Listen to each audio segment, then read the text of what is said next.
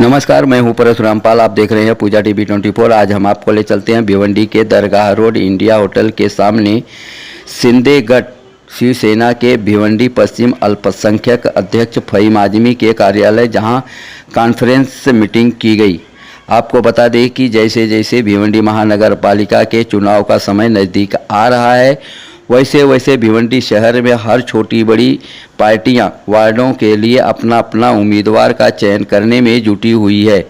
इसी विषय को ध्यान में रखते हुए आज भिवंडी पश्चिम के अल्पसंख्यक अध्यक्ष फहीम आजमी की अध्यक्षता में कॉन्फ्रेंस मीटिंग की गई, जहां 2 दर्जन से ज़्यादा महिला व पुरुष पदाधिकारी उपस्थित थे।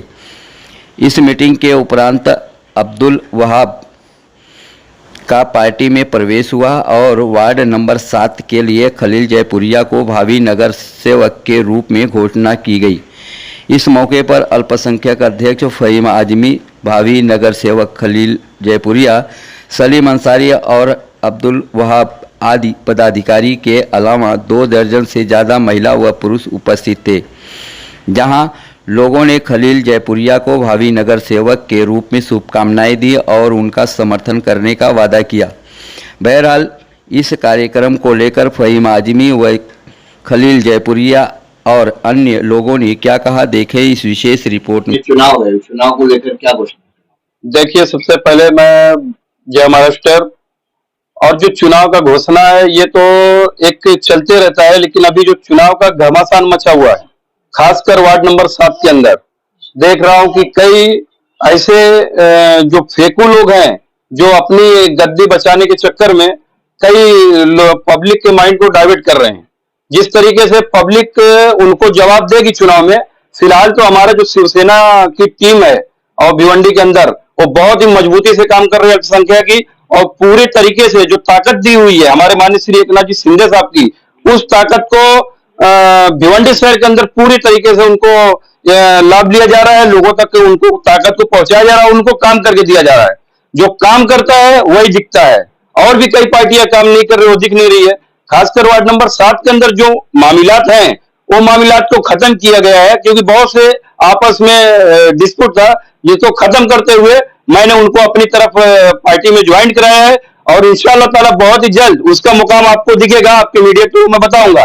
और सबसे पहले बता देना चाहता हूं, जो ईदगाह से हमारे जो ऊपर से बात होते हुए आ रही है, हमारी ईदगाह से जो कैंडिडेट है खलील जयपुरिया, इनको वहां से लड़ने की पूरी तरीके से पार्टी ने ताकत दी है। और हमारे देवन जी नंथले साहब है, रुपेश मात्रे साहब है, मदन बुआ साहब है, और जो संजय जी काबूकर साहब है, और जो हमारे वरिष्ठ नेता है, सब लोगों ने एक ताकत दी हुई है कि अब की बार वार्ड नंबर 7 में शिवसेना पूरे मजबूती से लड़ेगी।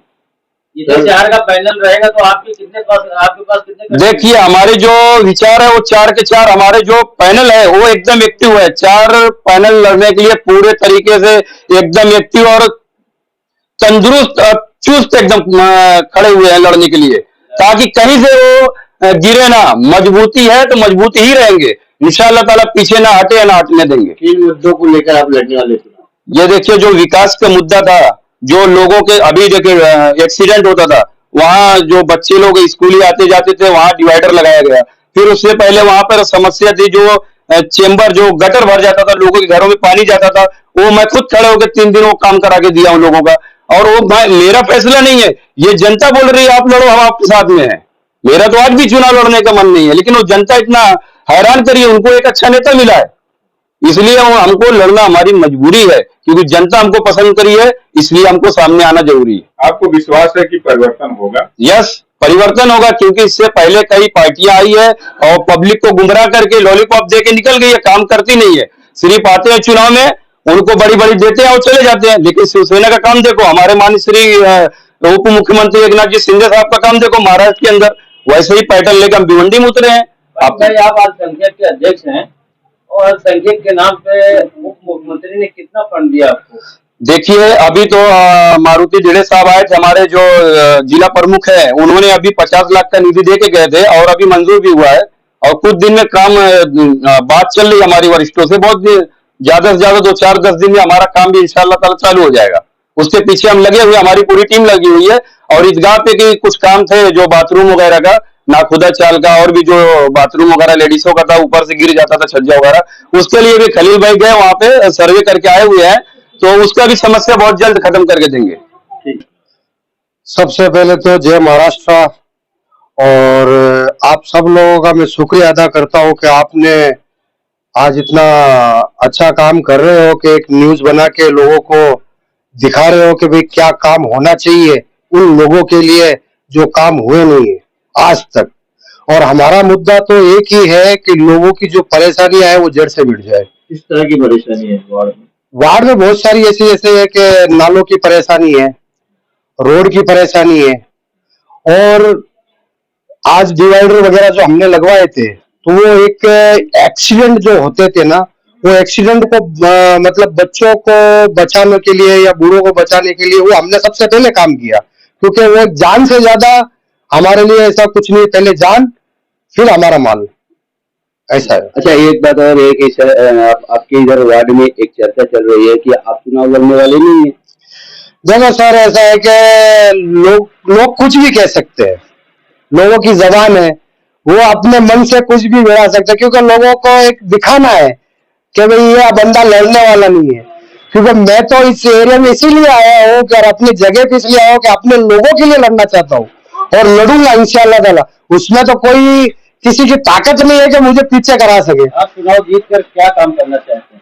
चुनाव जीत के सबसे पहले तो मैं मेरे एरिया को पूरा चेंज करना चाहता हूँ, और इस तरीके से चेंज करूंगा कि आने वाले टाइम में अच्छी मिसाल बने। 50 साल से वही समस्याएं चल रही, गटर नाली, पानी, तो इस समस्या को कैसे हल करेंगे? और वो 50 साल से इसलिए चल रही थी ना कि जो लोग आए उन्होंने सिर्फ अपना फायदा देखा, लोगों का फायदा नहीं देखा।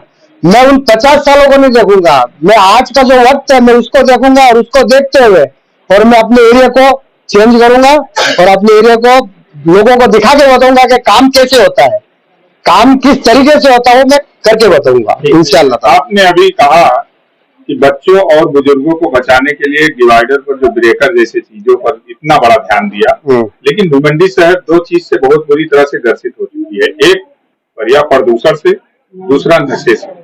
क्या इसका भी कोई हल निकल सकता है?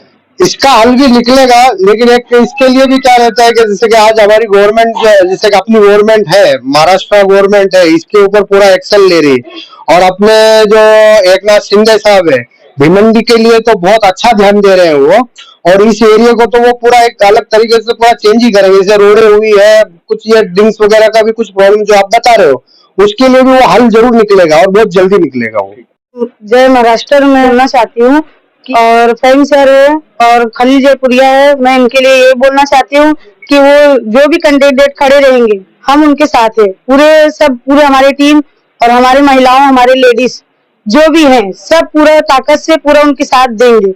हम सब उनके साथ रहेंगे, उनका सपोर्ट करेंगे, जो भी तरीके से उनको हमारे सपोर्ट की जरूरत है कि हमारा एंड तक के हमारे टाइम उनके साथ है, एंड तक के उनको हमारा सपोर्ट रहेगा, क्योंकि पार्टी हमारा काम करके दे। पार्टी वो काम कैंडिडेट के भरोसे पर, पब्लिक के भरोसे पर खड़ा उतरती है, जो वादा वो करते हैं वो पूरा करते हैं। यही वजह है कि एंड तक आज भी उनके साथ है, कल भी उनके साथ ही है।